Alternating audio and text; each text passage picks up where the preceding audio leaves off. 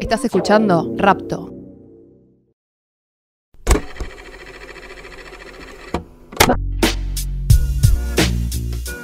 Bienvenidos, estamos en una nueva temporada de Ejército Blanco. Un gusto saludar nuevamente a Ezequiel Clerici. Hola, ¿cómo andamos, ¿Cómo Luca? estás? ¿Todo bien? Todo bien, todo bien. Retomando el hilo de aquellas conversaciones y tratando un poco de reiniciar ante una realidad que no te deja demasiado margen para acomodarte. Sí, digamos que venimos de un verano tremendamente intenso.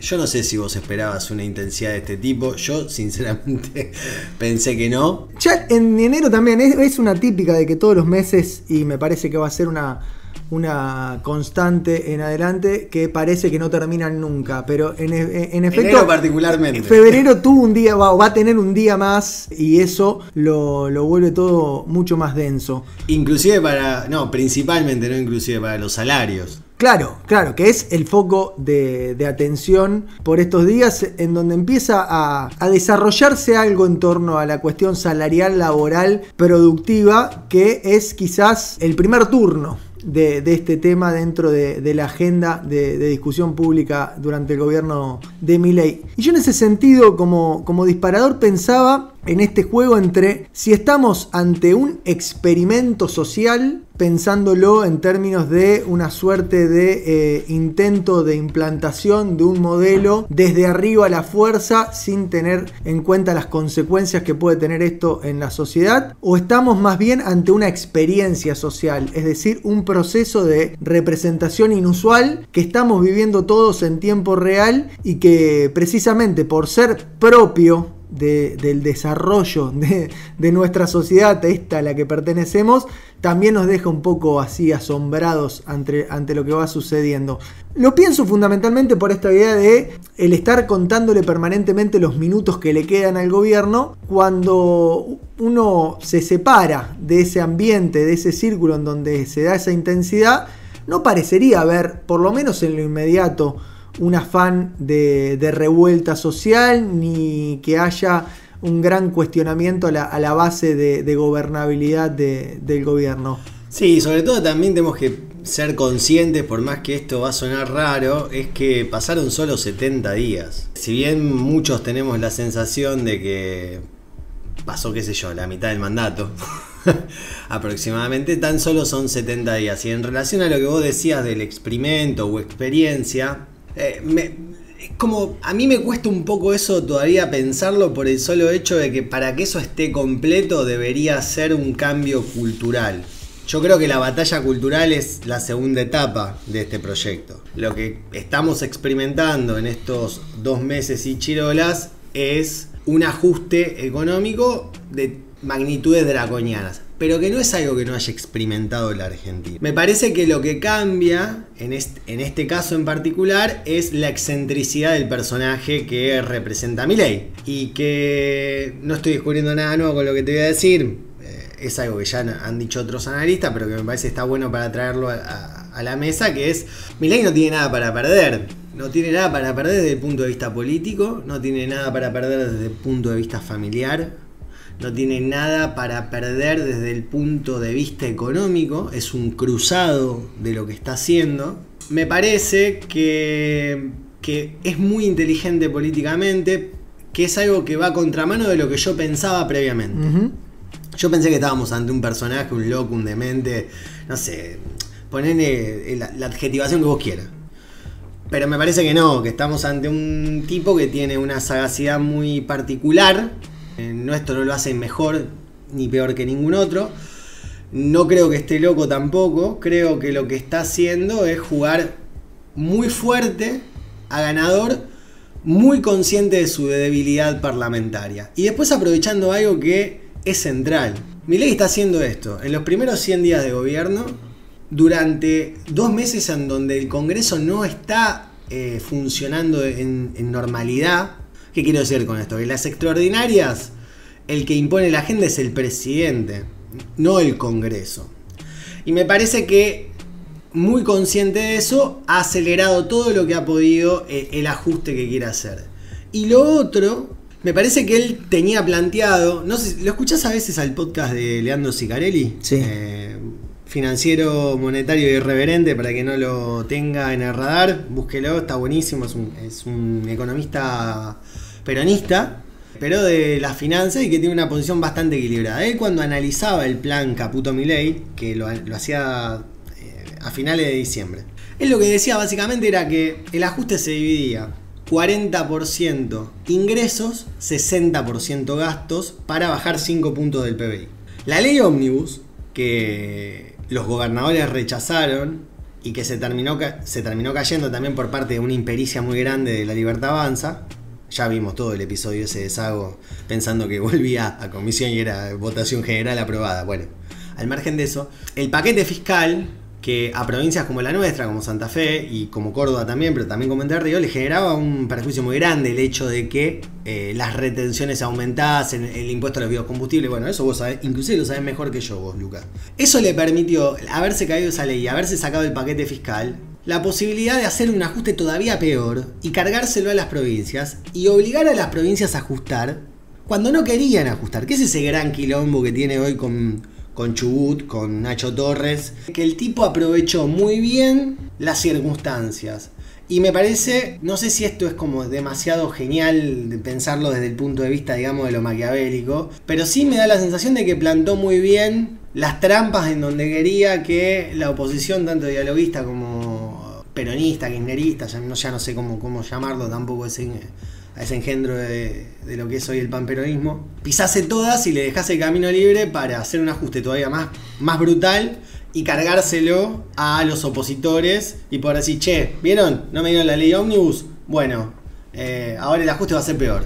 En ese sentido, a mí me parece que Milei entendió, o por lo menos le sale jugar con, aunque sea de casualidad, dos elementos que están en escena y desde hace rato. Pero me parece que como que los vio, o por lo menos lo supo poner en marcha.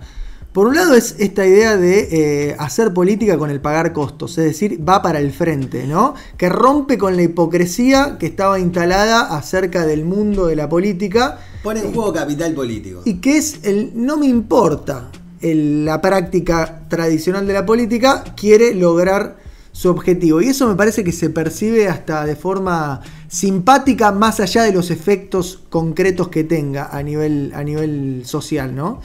Eso me parece que es uno de los puntos centrales que hacen a lo que estamos viendo. Y por otro lado, me parece que puede llegar a estar dándose algo que a mí me da la sensación que se dio muy fuerte en la pandemia, que es la disociación entre lo que es la discusión, el debate, es decir, las conversaciones que se dan en el mundillo político, y lo que atrae la atención de la gente en su vida cotidiana. Hay una enorme separación, me parece a mí, entre las preocupaciones que tienen las personas comunes y corrientes día a día de lo que es la agenda de la tele, digamos, la agenda de los medios, en donde Milei me parece a mí que hace uso de esa suerte de etnocentrismo de la política, de verlo todo como si fuese a través de los propios ojos, como si todo pasara por la política en el centro, cuando en realidad importa bastante poco eso al resto de la sociedad. Y me parece a mí que ese asombro ante la pasividad, ese asombro ante la resignación moral del pueblo argentino ante el ajuste de Milei, tiene un poco que ver con eso, ¿no? Hay como una suerte de ansiedad generalizada en los que están metidos en la discusión política, en los que le importa la discusión política, que no se refleja en lo que pasa en el resto de la sociedad. Pero vos también, pero fíjate algo ahí, yo coincido con vos, pero a medias, en el sentido de que nosotros nos quejamos todo el tiempo, todos los que laburamos y tenemos un salario, imagínate que ni siquiera tiene esa posibilidad, digamos, que está en negro, pero estamos todo el tiempo quejándonos que los precios, que esto, que lo otro, sobre todo aquellos que no lo votamos, digamos, a Milei. Pero sin embargo no estamos viendo grandes manifestaciones públicas de rechazo, digamos. Yo soy muy consciente de que, sobre todo en los sectores populares, las organizaciones que trabajan de base no están recibiendo ni partidas, ni alimentos. Siempre la queja es: no hay gente que firme. Vos no sabés si eso lo hace de forma deliberada, esta cuestión de no llenar los lugares para poder tener esto y ahorrar y sacar caja, digamos. Pero sin embargo, no está todo detonado. Volviendo al tema de Milei y sobre todo este cambio que vos hablás muy bien de la cultura política. A mí me da la sensación también de que Milei en ese sentido logra sostener su popularidad. Hoy está alrededor del 50%, perdió más o menos 10 puntos en estos 2 meses, que los analistas, sobre todo digamos los que hacen encuestas y demás, dicen que es mucho, pero bueno, un 50% sigue siendo un nivel elevado, y yo creo que parte de ese nivel elevado va, por un lado, por la cuestión de seguridad, se verá o no se verá en el día a día, pero hay un discurso sobre la seguridad que me parece que va en consonancia con lo que pretende un votante, inclusive que históricamente podríamos agrupar dentro del peronismo / kirchnerismo. Y después hay una cuestión con esto de quitar intermediarios, por ejemplo, lo que está haciendo con los movimientos sociales, lo que está haciendo con los fondos fiduciarios, demás medidas que, digamos, todo lo que es la oposición no dialoguista lo interpreta como una afrenta o como una agresión. Me parece que hay una parte importante del electorado que obviamente es un núcleo duro del ese 30%, está 100% de acuerdo, pero que del otro 26%, que es parte del votante del PRO, una parte de Schiaretti, e inclusive creo yo dentro de sectores peronistas que no se alinean completamente con el kirchnerismo, que lo ven con buenos ojos a todo eso, ¿no? Otra cosa que nosotros charlábamos, nosotros muchas veces hemos conversado al aire, pero también afuera, que entendíamos que este sistema así como está no funciona más. Está completamente agotado. Yo no sé si la solución es Milei. Creo que no, desde mi punto de vista. Pero hay algo que está claro. Él está haciendo modificaciones al sistema político que nadie antes había hecho y que todos estaban de acuerdo en que había que hacerse. Lo que pasa que para hacer eso había que poner en juego capital político. Ahí es donde yo me quedo dando vueltas y con esta cuestión que está también muy presente desde que asumió Milei, que es un poco el de la torpeza, ¿no? El planteo de que son torpes, no saben jugar a la política, cuando tal vez de lo que se trata es que están jugando a otro juego, ¿no? Es otro el deporte. Es otro deporte, claro. Alguna vez lo hemos charlado, en el cual uno los ve que agarran la pelota con la mano y dice, eso es falta, está mal. Y no, en este deporte tal vez se pueda.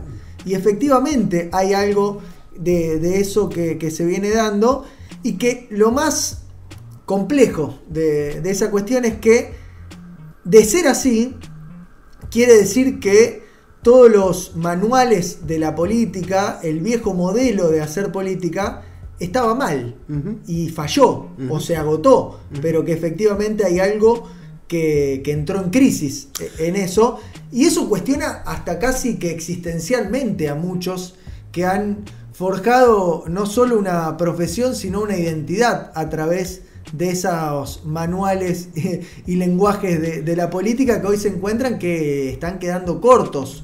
Bueno, veremos, ¿no? Porque todo esto también está dicho entre un gran interrogante, que a mi entender es un interrogante que se llama abril. Es decir, todo lo que están haciendo, que lejos está de ser un plan de estabilización, que lejos está de ser un desembarco en el poder, sino que es más que nada un acomodamiento inicial, tiene fecha no de vencimiento, pero sí de primera llegada. El primer parador está en abril, cuando se tenga que ver el volumen de liquidación de la cosecha gruesa e inicie el año con toda la contundencia que esto tiene.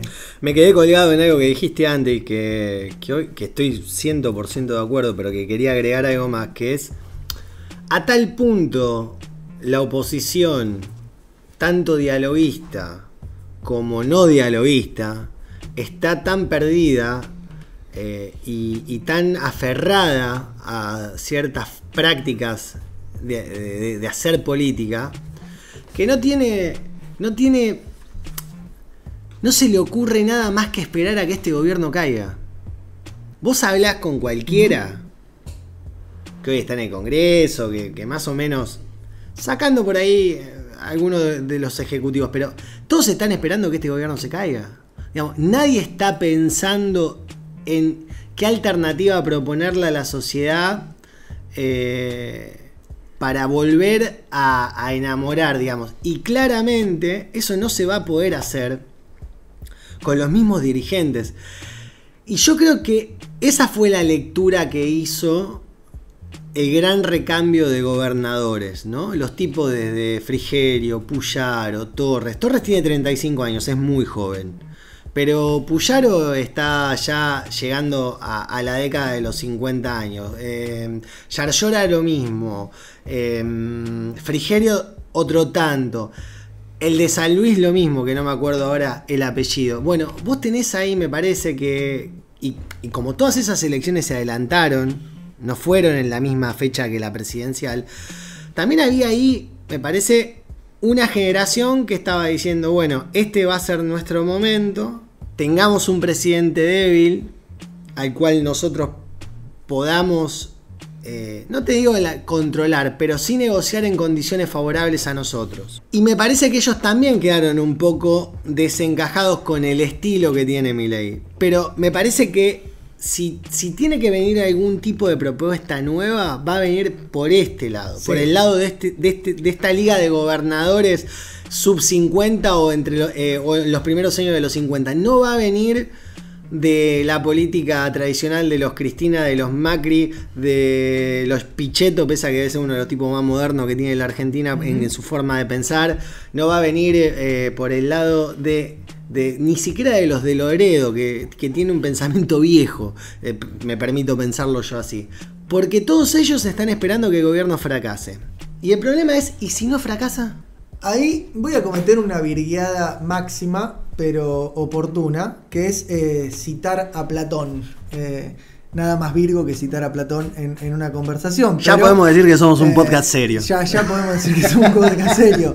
Ya nombramos a Platón, pero hay algo que me parece muy atino con lo que pasa hoy en la oposición, sobre todo la oposición kirchnerista y sus alrededores, que es el peligro del emotivismo ciudadano, ¿no? Platón decía justamente que cuando el animal político se degrada en animal emotivo, lo que corre riesgo es la salud colectiva, es decir, la salud social, ¿no? Porque justamente cambian las formas de percibir lo que está pasando alrededor y pasa a ser toda una especie de fenómeno psicológico ampliado. Eso me parece que está viviendo ese sector de la oposición que de algún modo tiene como único recurso esperar que todo se vaya al carajo, confiando de que en ese irse todo al carajo el resultado sea algo parecido a una especie de gran improvisación popular que genere un orden beneficioso para todos, algo que es también altamente improbable. Sí, o la otra gilada que es esperar que te vengan a buscar. Exactamente, pero eso es creer que evidentemente no pasó nada para atrás y efectivamente pasó, lamentable o no, pero pasaron muchísimas cosas y eso es un poco lo que hizo que estemos en este lugar.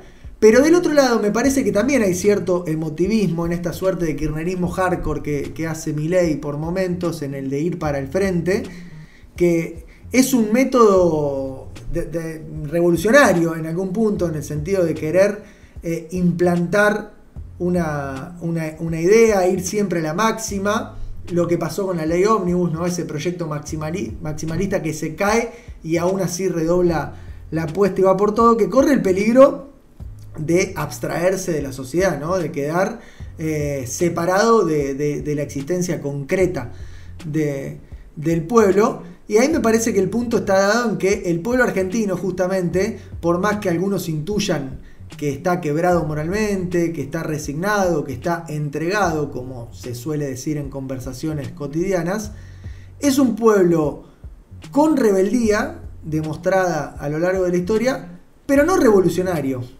Es decir, estamos es reformista ante la circunstancia en la cual se puede dar esa especie de confianza y expectativa en ver lo que pase, pero el pueblo argentino siempre actúa cuando tiene que actuar. Bueno, yo creo que Milei es muy consciente de eso y por eso me parece que están muy pendientes de tener algún tipo de logro económico. Yo creo que esta idea de que si ahora la inflación de febrero, que vamos a conocer en marzo, da 15 puntos o menos, también te permite tener, te suma tiempo a esto que yo te decía antes, de que creo que hay muchas cuestiones que sí se ven de forma positiva, que tienen que ver con ciertas formas de la política que Milei está destruyendo, digamos, o lo está intentando al menos, ¿no? Digamos, o privilegios o...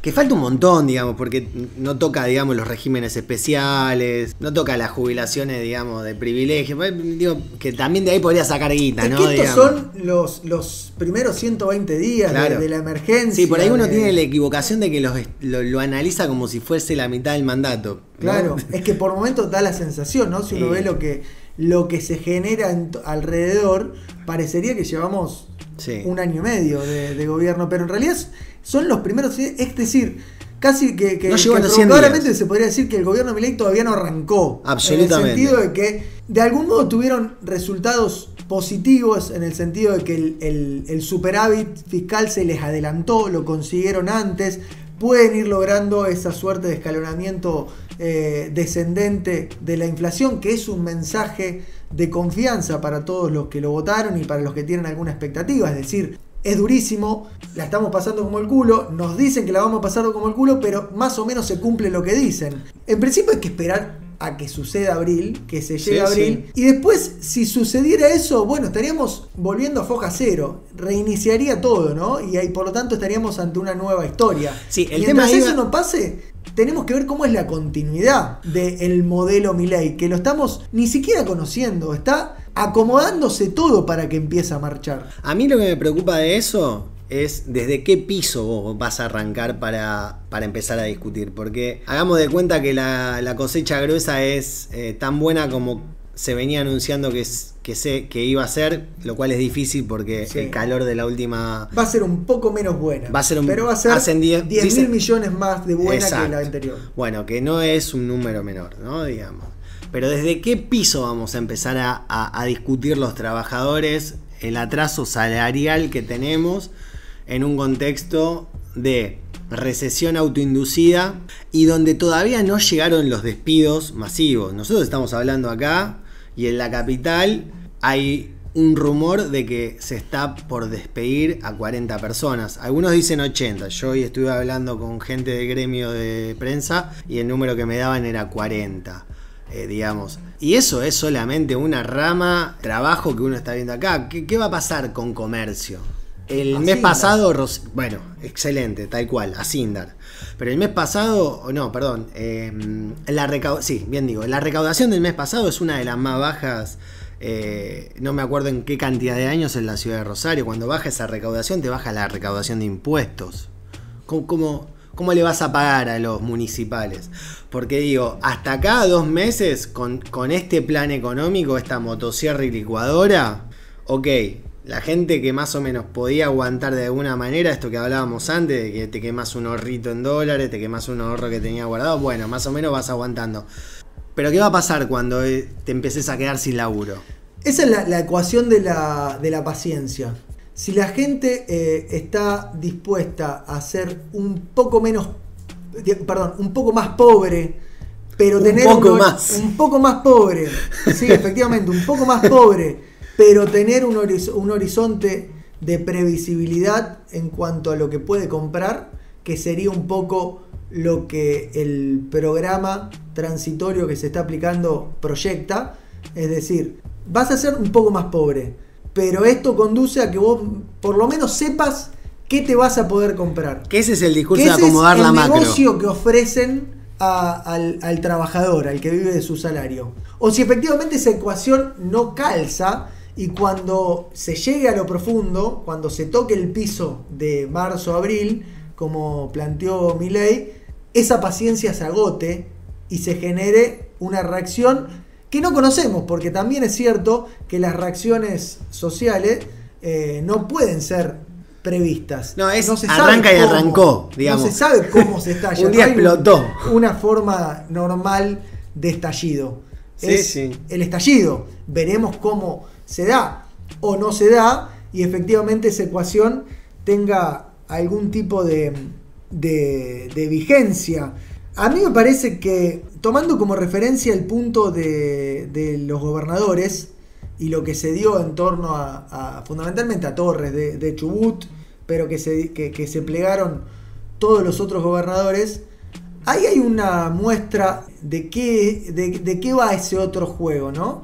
Porque no solo por el fenómeno político en sí, es decir, este enfrentamiento con los gobernadores a pocos días de que se le cayó una ley en el Congreso, producto de que no hizo un acuerdo con esos gobernadores, en un marco de ajuste en donde si uno toma el peso relativo que tiene el ajuste a los gobernadores es bastante menor a lo que es la incidencia de las jubilaciones, pero que es un ajuste importante para las provincias, parecería como que no hay viabilidad posible para ese escenario que se plantea.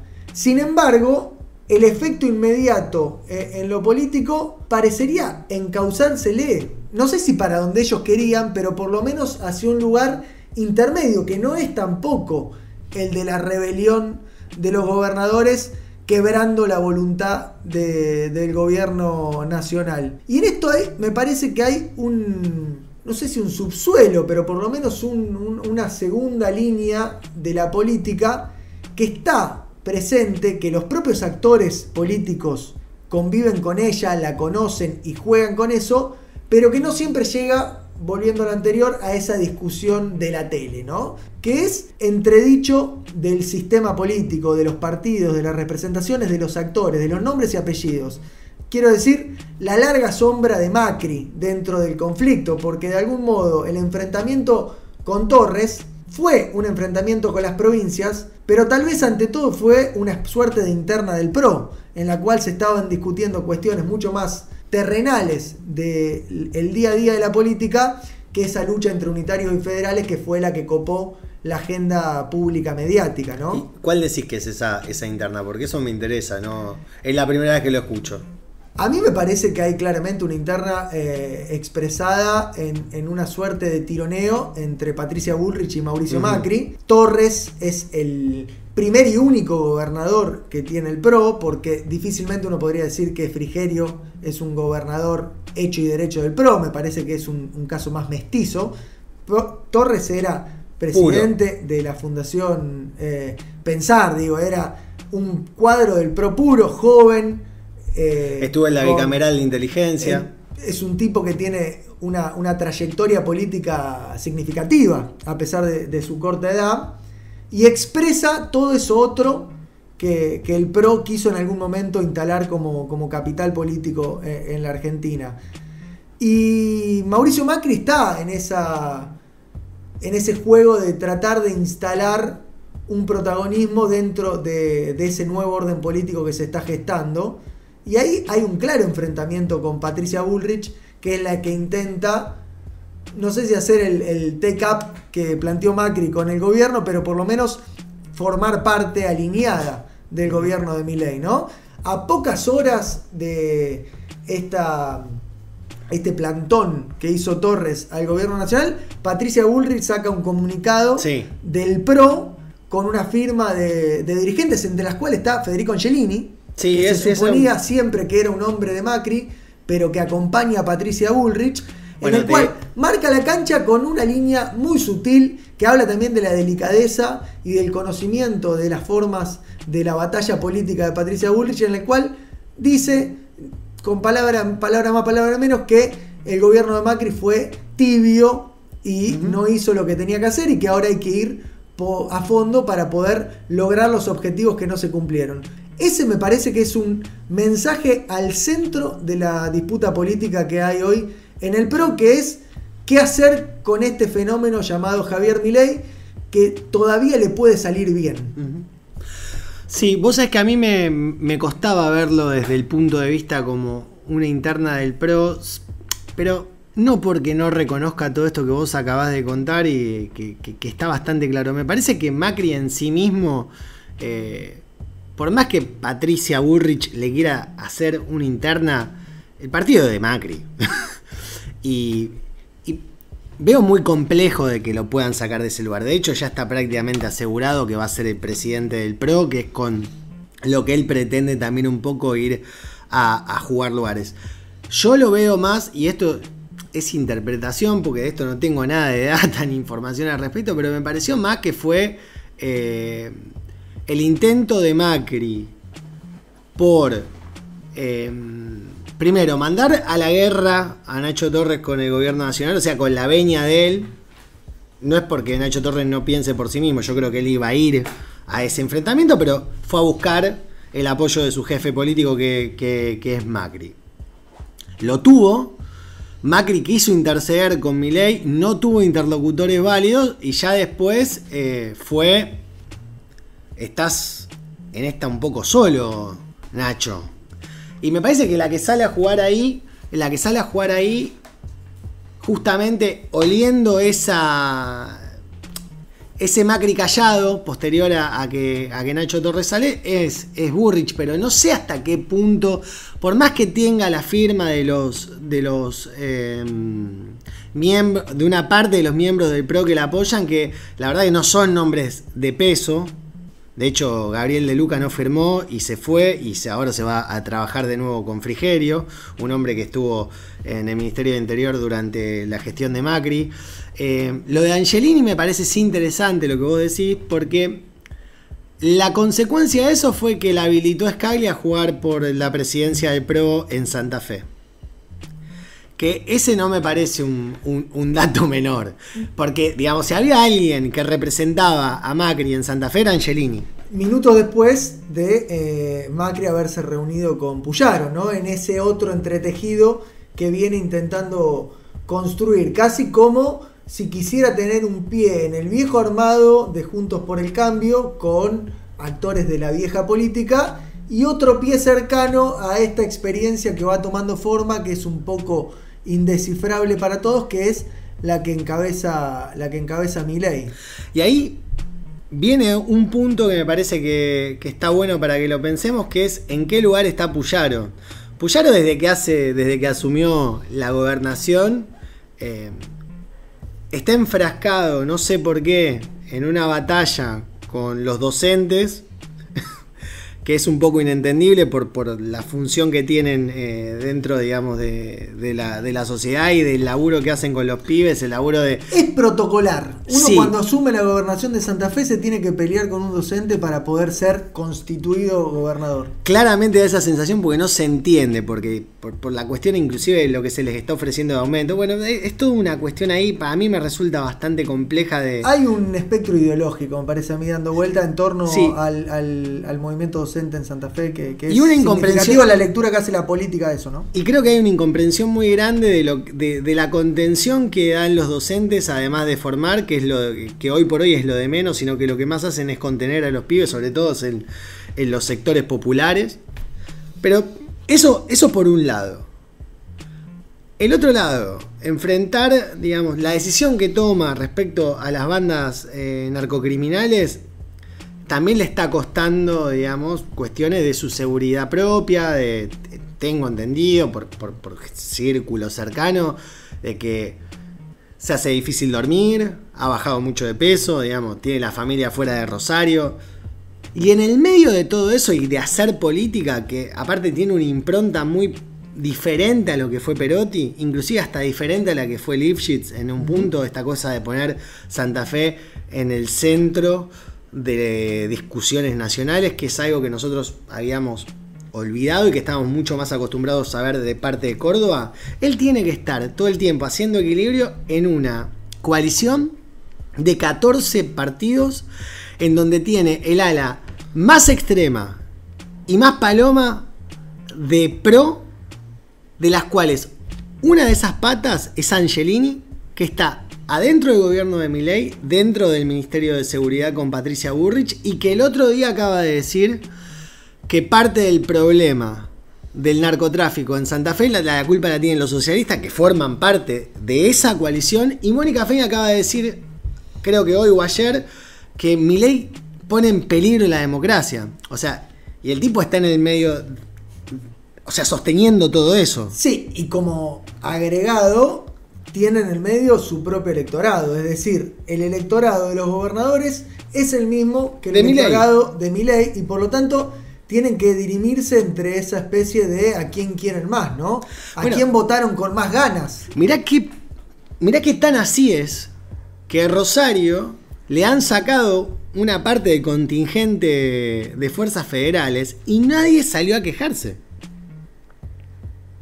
Digamos, después podemos hablar de lo que es este nuevo Ministerio de Seguridad, que volvió al secretismo, digamos, histórico que tuvo cuando él era ministro.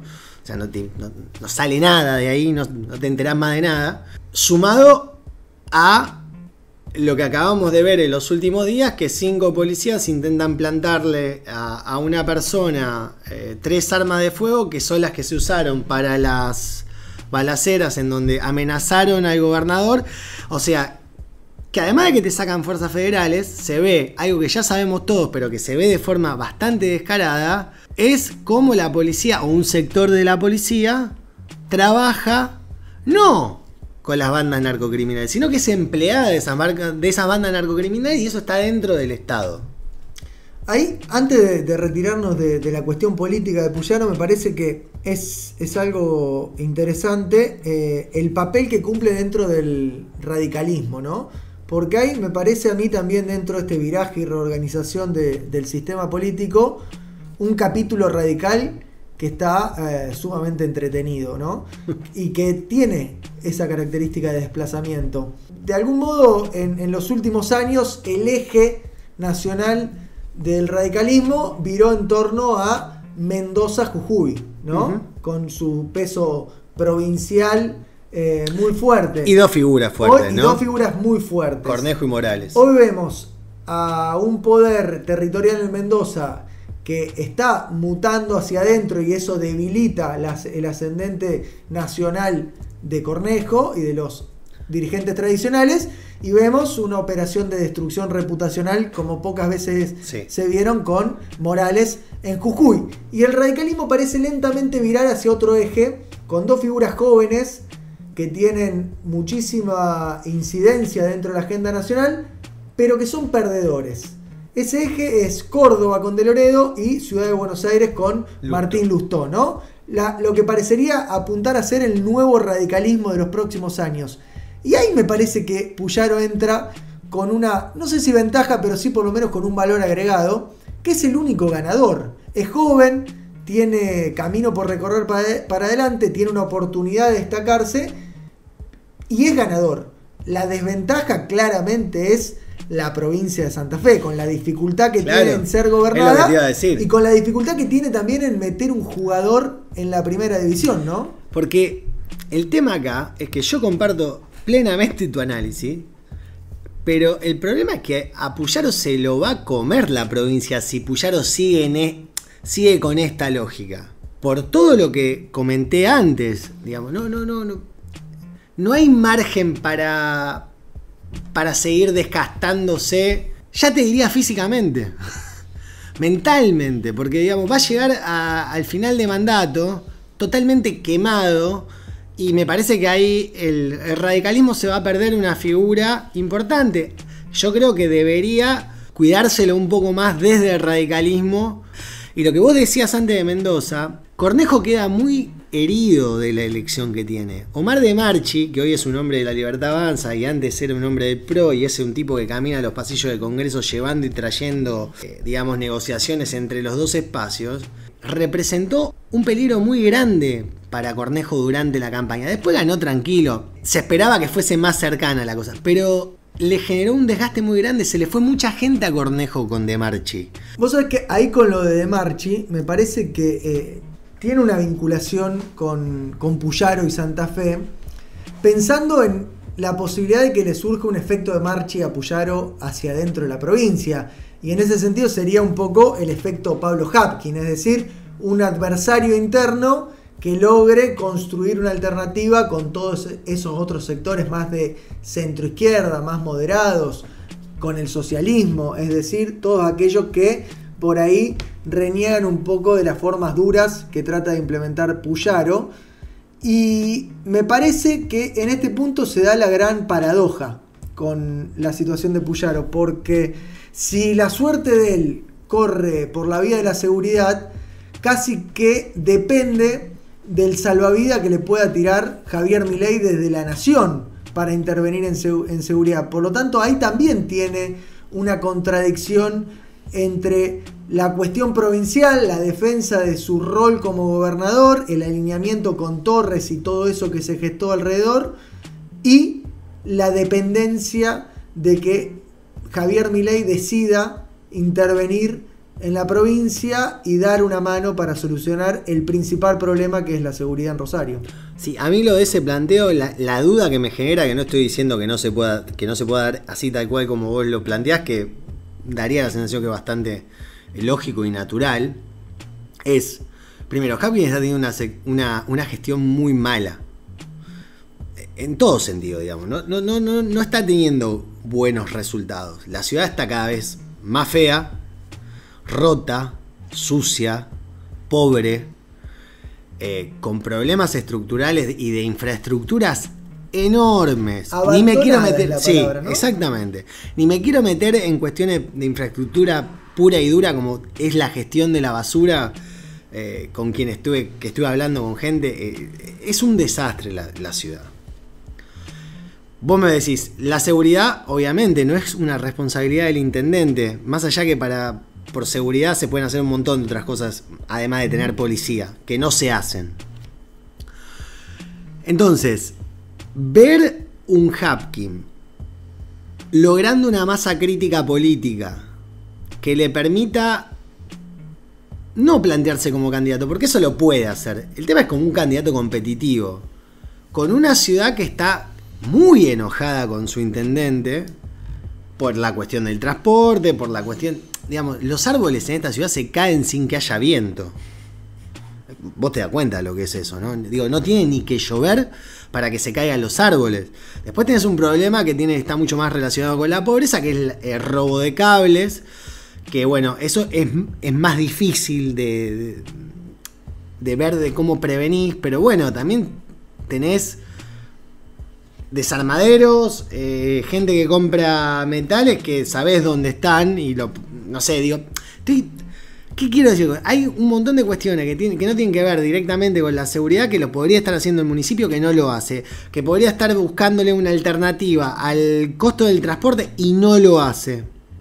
Digamos, el otro día tuvimos la propuesta de Ciudad Futura que estaba relacionada con el DREI, que a mí me gustó un planteo que vos hiciste cuando estábamos hablando fuera del aire, que es esta idea de que, bueno, si ponele que lo de Ciudad Futura prospera, vos decías, le terminás dando la razón a Milei de que no necesitas los fondos, de que lo podés cubrir vos, y te perdés esa fuente de financiación. Digo, pero podría haber ido a la justicia, como fue Nacho Torres en Chubut, Hapkin, y no lo hacen. Entonces, y tenés encima un consejo que funciona como una escribanía, en donde vos sacás absolutamente todo lo que mandás. Digo, lo veo muy complejo. Y siendo radical, y habiéndole sacado la ciudad al socialismo en la interna, con Verónica Irizar, vos te acordarás lo que fuese esa elección, lo veo muy complejo a Hapkin. Ni siquiera lo veo difícil hasta que remonte los próximos 3 años de gestión. Por ahí estoy siendo extremadamente injusto. Y me hago cargo de eso. Pero los 4 años que lo preceden tampoco son buenos 4 años. Sí, la diferencia ahí me parece que es que en la provincia no lo conocen. Que ¿vos decís que eso es un activo? Puede ser utilizado como activo. Está bien. Bien. Puede ser también un punto en contra, ¿no? Pero y también con la resistencia que tiene la provincia respecto a Rosario. Pero efectivamente no lo conocen. Hay algo el padrón electoral.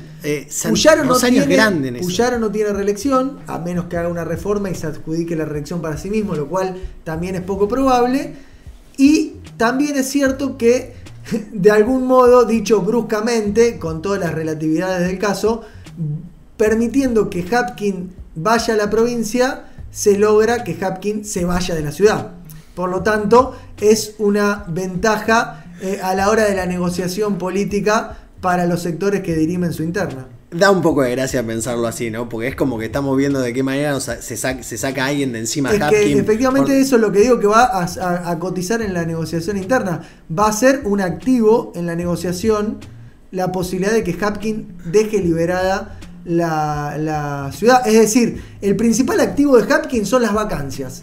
La vacancia de sucesor para Puyaro, que tiene que buscar un sucesor en el fuero, en el fuero íntimo. Para mí se está construyendo. Muy difícil. Puede que se construya, pero tiene que construir ya. Y es la vacancia que puede dejar en la ciudad, que puede ser un activo que permita conseguir voluntades para que lo acompañen. Yo creo que igualmente ahí hay que empezar a ver con cada vez más atención a Scalia. Me parece que Giselle Scalia entendió perfectamente el balance de poder. Creo que está haciendo una segunda muy importante para Puyaro. Puyaro le está dando juego. Y no me extrañaría que sea la persona a la que le pueda entregar el bastón de Marical. Creo yo. Dificultades para eso es del PRO. Y sí, una más agregada puede quedar del lado equivocado del PRO. Vos decís, pero vos decís porque ella es la retista. Y porque ella, claro, quedaría enfrentada a Macri y a Milei. ¿Vos no creés que eso después se soluciona? Digo, de acá a 4 años, todo digo, ¿no? Estamos hablando, van 2 meses de gobierno de Puyaro. Y nosotros ya estamos buscando. Tenemos varios episodios para seguir conversando. No. Volviendo al tema de Hapkin, y para ya cerrar el episodio, me parece que estamos ante un intendente que todavía no arrancó y van 4 años y 2 meses. Y todos los días se tiene que levantar y darle gracias a Dios de que el que estaba del otro lado en la competencia por la intendencia era Juan Monteverde, que en otro contexto no sé si hubiera logrado revalidar. Y no porque esto sea algo en contra de Juan Monteverde. Creo que Juan, por las características que tiene y por el perfil que ha tomado a lo largo de muchos años, y que creo que lo está cambiando, digamos, producto también de que va creciendo y que va madurando y que se va también fogueando desde otro lugar en la política, todavía genera mucho rechazo en un electorado que históricamente es gorila, es conservador. Atrás quedó la Rosario que votaba del peronismo en los 60. Eso ya no existe más, digamos. De la vuelta de la democracia es otra cosa. Y me parece que todavía a él le falta dar ese salto de credibilidad en ese electorado. Por eso lo repito, digo, no es una crítica Juan Monteverde zurdo, ¿me entendés? Digo, me parece que va por ese lado de la madurez política. Ahí te dejo una objeción para charlar en futuros episodios. Yo creo lo contrario. Creo que Rosario es un electorado de izquierda y que por eso se diferencia del resto de la provincia, y la rosarinidad va a ser decisiva para el futuro de la provincia. Bueno, con esto, con este enigma abierto y con esta discusión en ciernes que acaba de plantear el compañero Lucas Paulinovich, los invitamos primero a eso, que es lo que iba a decir. Se suscriban, exacto, compartan, pasen palabra, comenten, ponele las estrellitas en Spotify, hagan todos los deberes necesarios. La campanita en Spotify también es muy importante. Y con todo esto cerramos y nos vemos en el próximo Ejército Blanco. Gracias por estar ahí. Estás escuchando Rapto.